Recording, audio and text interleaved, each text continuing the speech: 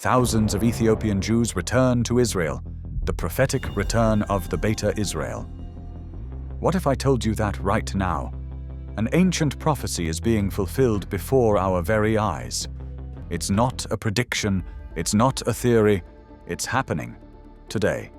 Thousands of people from remote villages in Ethiopia are boarding planes. They're not tourists, they're descendants of an ancient tribe, and they're going home to Israel. The Bible said this would happen, and now it is. They're called Beta Israel, the house of Israel. For over 2,000 years, they were separated from the rest of the Jewish world, hidden in the highlands of Ethiopia, preserving their faith, keeping the Sabbath, studying the law of Moses with no contact from the outside world. But in recent years, something strange started happening. The Israeli government began flying them home. Secret missions, desert runways, night flights.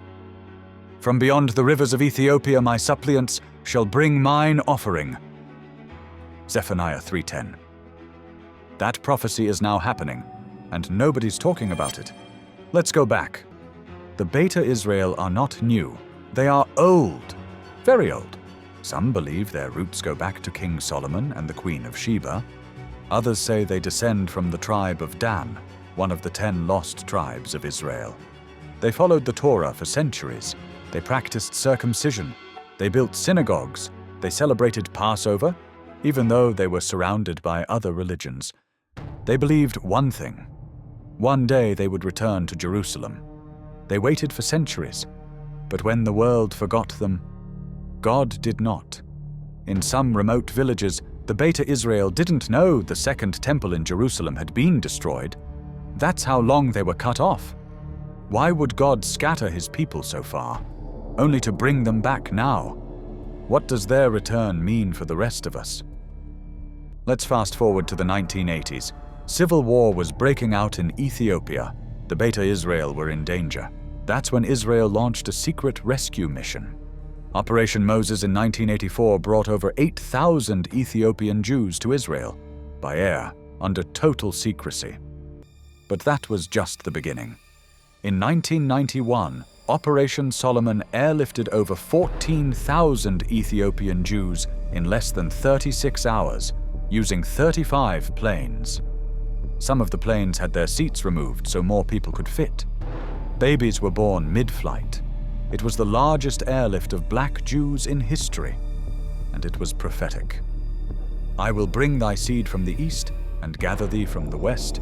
I will say to the north, give up, and to the south, keep not back. Isaiah 43:5-6. First they came by secret flights, then they came by public campaigns. Now more are coming, because the return isn't over yet.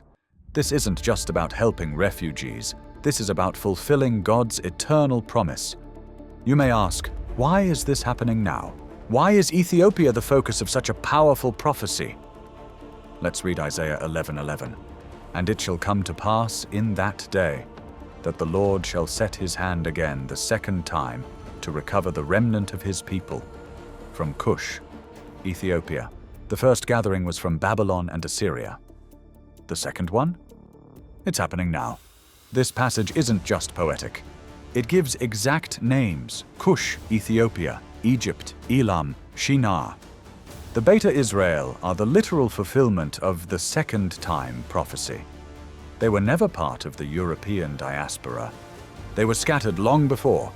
Now they're coming home, just like Isaiah said. If God kept this promise, after 2,700 years, what else is he getting ready to fulfill? The Hebrew word Kush appears 29 times in the Old Testament. It always refers to the region we now know as Sudan and Ethiopia. And in Isaiah 11, it's not symbolic, it's exact, and it matches their story perfectly. Why would God call people from such a remote place? Because he made a promise, and he never forgets it. If Zephaniah's prophecy is real, and it's happening now, that means time is short, because the gathering of the dispersed always comes before the return of the king. Now listen to this verse. Princes shall come out of Egypt. Ethiopia shall soon stretch out her hands unto God. Psalm 68:31.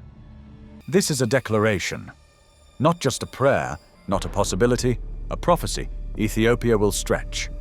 And they are.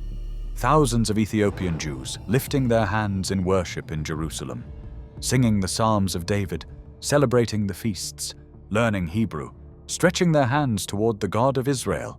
When Ethiopia stretches its hands, heaven gets ready to open. Psalm 68 is read every year during the Jewish festival of Shavuot, Pentecost. It's a psalm of praise and return. And now, Ethiopia is part of that return. This isn't just about planes and passports. This is about prophecy, about pain, about promise. Some of the Beta Israel walked for weeks barefoot.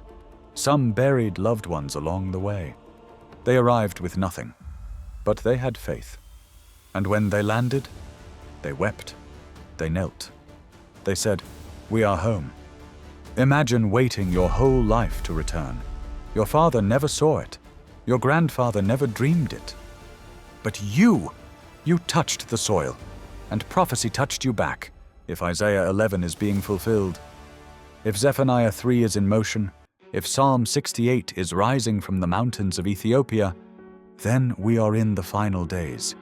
Because the return of the exiles is always a sign. A trumpet blast before the coming storm, the dry bones are rising. The fig tree is blooming, and the scattered tribes are coming home. He that scattered Israel will gather him and keep him. Jeremiah 31:10. The return hasn't been easy. They've been misunderstood, mistreated, and sometimes forgotten. But their faith is strong, and their hope is stronger, because they didn't come for comfort. They came because they believe God called them. They kissed the ground when they landed. They sang songs from Psalms. They walked into the promised land with tears in their eyes. From walking barefoot through deserts to flying into Tel Aviv, their journey is hard to describe. But the God who parted the Red Sea is the same God who opened the skies. During Operation Solomon, a Boeing 747 set a world record by carrying 1,088 people on a single flight. And not one life was lost. This isn't just history, this is prophecy in motion. And it's not finished. Even now, in 2025, there are still thousands of Beta Israel waiting in Ethiopia. Some are living in temporary camps. Some have been waiting for decades to be reunited with family in Israel. But Israel has promised to continue the process. And Christians around the world are helping too, funding flights, supporting families, praying for God's promise to be fulfilled. Because this return is not just for the Jews, it's a sign to the whole world. The first wave came quietly, the next wave came suddenly. But the final wave may come during global shaking. Are other lost tribes coming back too? The lost tribe returns. The prophecy of Menashe is being fulfilled. Picture this. A hidden tribe in the faraway mountains of India says they come from one of the 10 lost tribes of Israel. They sing Hebrew prayers. They rest on the Sabbath. They hope to return to their ancient homeland. But here's the part that will surprise you. The government of Israel agrees. What if we are watching Bible prophecy come true with our own eyes? Could this really be the tribe of Menashe, coming back after 2,700 years? And does this mean that Bible prophecy is speeding up faster than anyone thought? In the northeastern hills of India, in the places called Manipur and Mizoram, there is a small group of strong people. They call themselves the Bnei Menashe, which means sons of Manasseh in Hebrew. They are not new to this faith. They sing songs about the Red Sea parting. They tell stories about Abraham, Isaac, and Jacob, stories their grandfathers learned from their grandfathers and passed down for many years. Here's what's amazing. They didn't learn these stories from books. They didn't learn them from Christian missionaries. These traditions were passed down. But passed down from who? And how did they keep them alive for 2,700 years? Let me take you back in time to explain a mystery that goes back thousands of years. After King Solomon died, Israel split into 2 kingdoms. The northern kingdom, which had 10 tribes, including Menashe, turned away from God. In 722 BC, the mighty Assyrian Empire came like a fire and attacked them. What happened next changed everything. The Assyrians didn't just take over, they scattered the people. 10 whole tribes were taken away and spread out across many lands. Most people believed they were gone forever, blended in with other nations and forgotten. But what if they weren't lost? What if they just kept moving? Here's the amazing path: Samaria, Persia, Tibet, Burma, India. The Bnei Menashe tell stories about a place called the Shinlung Cave, a spot their people stopped at during this long journey. For hundreds of years, they held on to the memory of their real home. They lived through exile, but they never forgot their purpose, and that purpose is now being revealed.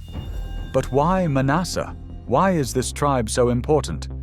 Menashe was Joseph's first son, born in Egypt during the time of great famine. When Jacob was near death, he did something no one expected. He adopted Joseph's 2 sons as his own. He said they would be part of the family and get blessings like the other sons. Genesis says that Menashe got a double share, land on both sides of the Jordan River. Joshua talks about their special land, stretching from the Mediterranean Sea to the far desert. But here's where prophecy becomes shocking. Why is Menashe named in Revelation as one of the sealed 144,000? This answer will shake your thinking. Israel's history of exile reads like a long, sad story told over and over again. First came the Assyrian exile in 722 BC, 10 tribes scattered like seeds in the wind. Then the Babylonian exile in 586 BC, but those people came back home later. What happened next was different. It seemed like the end. Jesus warned about it in a scary prophecy. Luke 21:6. As for these things which you are looking at, the days will come when there will not be left one stone upon another, which will not be torn down. In 70 AD, Roman soldiers destroyed Jerusalem. They burned down the temple. The people were sent far away. For almost 1,900 years, the Jewish people had no homeland. Through attacks, hatred, but then, against all odds, 1948, they came back. But that wasn't the end of the story. It was just the beginning. In the 1950s, northeast India, a tribal leader had a powerful dream. In the dream, he saw his people's homeland, a land full of milk and honey, a land their ancestors had once called home. What happened next was unbelievable. Christian missionaries came to the area with Bibles in the local language, but they didn't make the tribe follow a new religion. Instead, something amazing happened. They didn't learn about the Bible. They remembered it. These stories weren't new to them. They were their own stories. The feasts they had celebrated for years were the same ones in the law of Moses. The songs they sang had Hebrew words. The way they worshipped looked like ancient temple traditions. They weren't being taught about Israel. They were remembering Israel. But just remembering was only the first step. What happened next changed everything. 2005, a moment that shook the Jewish world. The chief rabbi of Israel said the Bnei Menashe really were from the lost tribe of Menashe. After 2,700 years away from home, they were finally seen as coming back. But government papers move slowly, and time was running out. May 2023, violence broke out across northeast India like a match to dry grass. What happened next was every believer's worst fear. Jewish meeting places were burned down. Holy Torah scrolls, some copied by hand over many generations, were destroyed in fire. Leaders had to run for their lives. People died. Ancient communities who had survived for 2,700 years were almost wiped out in one night. Michael Freund, who leads Shavei Israel, gave a serious warning to Israel's leaders. If they're not rescued now, we may lose them forever. The clock was ticking. Every day they waited, more lives were in danger. But here's what most people don't know. This isn't just happening in one place. What's happening in India is part of something much bigger, something amazing. Crypto Jews in Spain and Latin America are finding out who they really are after hiding it for 500 years.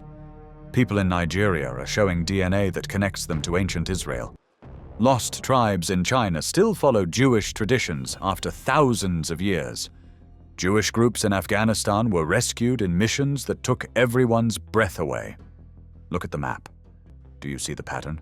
From Ethiopia's high mountains to India's green hills, from Nigeria's flat lands to the wide lands of Central Asia, they're all coming home.